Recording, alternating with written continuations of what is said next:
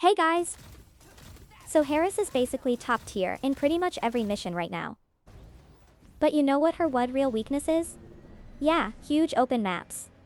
Since she's all about close range fights, big spaces can feel a bit rough. But honestly, she's not even weak. Harris just ramps up like crazy the more actions you're doing. That's why I'd say she's one of the most control-heavy Descendants, right up there with Serena and Keelan. So, to wipe out widespread enemies all at once, we're pairing skill 3 with the trigger module Steel of Vanguard. First, check where the enemies spawn. Then use her insanely strong skill 2 mobility to dive straight into the middle of the pack. After that, use skill 1 to micro-adjust your position so every enemy stays inside skill 3's radius. That part is super important. And if there's a chunky elite mixed in there, just cut it down fast with skill 4. Since Harris needs clean, smooth positioning to weave right into the enemy crowd, the better your game sense is, the harder she scales. She's that kind of Descendant.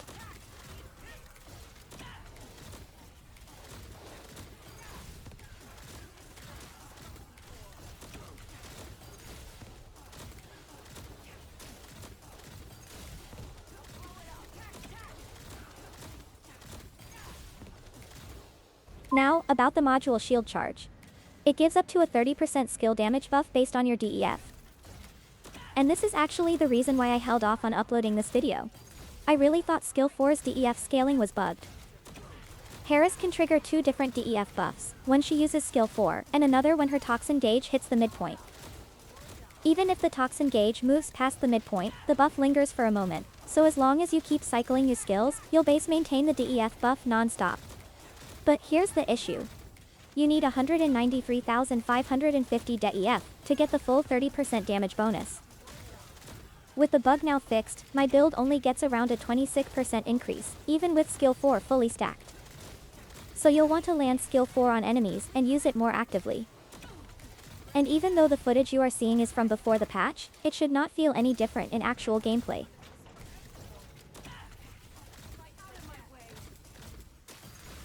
And because she's spamming skills constantly, we're also running Veteran's Tactics so her cooldowns reset smoothly and everything just flows.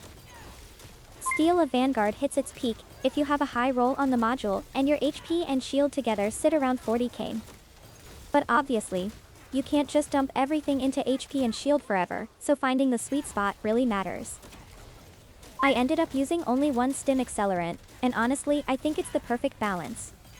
You get strong Vanguard power while still being tanky enough to survive boss fights without a problem.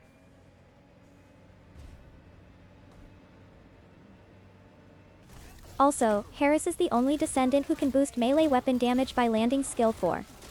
Plus, skill 1 gives you ammo back, so realistically, nobody uses Manus better than she does.